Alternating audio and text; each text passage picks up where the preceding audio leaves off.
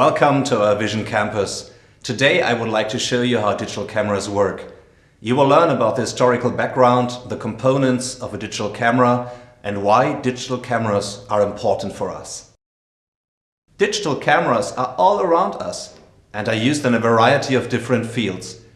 You will find them nowadays not just in our smartphones, but also in surveillance applications, traffic monitoring, medicine, modern production lines, and many other industries.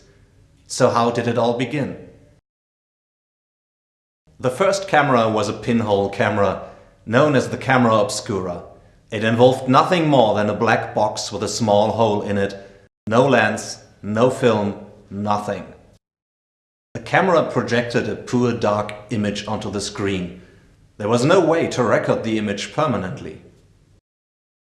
To actually preserve the image permanently, you needed a person to trace the image.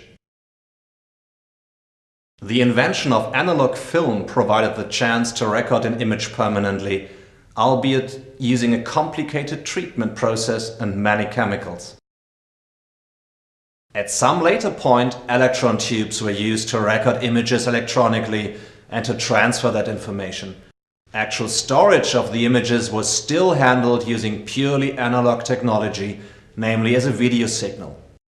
One option for importing those images to a computer and processing them would come later by digitizing analog video data using a frame grabber card in a PC.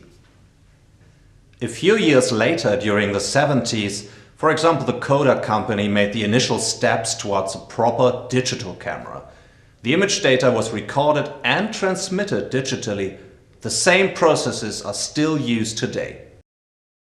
Over the course of time, our black box has undergone a massive transformation, not least through the components that are now used. Instead of the pinhole, we use a lens. It allows us to keep the object in focus and prominent at the image level within the camera, despite working with different focal length and settings. Yet it should be noted that this works the same way on an analog camera. The image sensor is another distinct component. It is used to convert image information from the lens into a digital image, without the detour of tracing paper or chemicals. Standard cameras use a memory card to store the image digitally. Digital industrial cameras require what is known as an interface. This interface connects the camera to the PC via a cable and is used to transmit data to the computer for further processing or simply to be stored. The image sensor, the heart of any digital camera, is composed of many tiny light-sensitive areas known as pixels. These pixels are later collated to form the digital image. The more light or photons strike a pixel, the brighter that portion of the image becomes. The brighter the spot, the higher the digital value produced by the electronics within the sensor. We describe this value as the gray value. For a digital color image, we need the color value for each individual pixel in the image. There are two common ways to calculate this color value.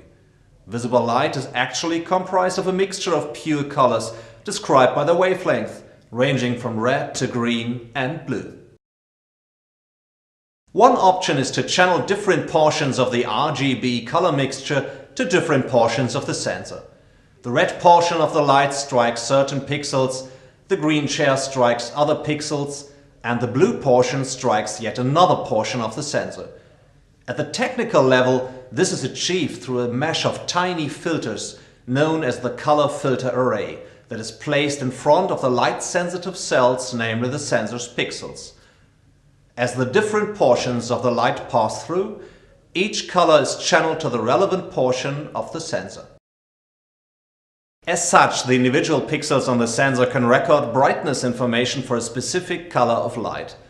Those values are run through a complicated formula that produces three separate matrices of gray values, one for red, one for green, and one for blue. These are then ultimately combined into a color image.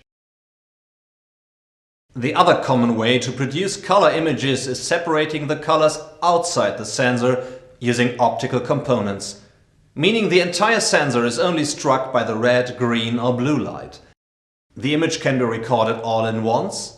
Then you need 3 sensors, or in a sequence using just one sensor and a color filter wheel. The final result is the same. The technique ultimately produces one digital color image. When you take a picture with your digital camera or your smartphone, it is not much of an issue if it takes a quarter to half a second for the picture to move into the device memory. But when it comes to monitoring production processes moving too fast for the human eye to follow, however, a quarter second is far too long.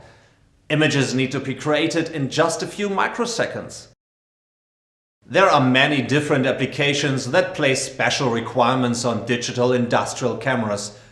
Factory automation, traffic monitoring, and special medical techniques. Digital cameras for industry are just one part of what is known as a vision system. The components of that kind of system will be subject of an upcoming video. Stay tuned.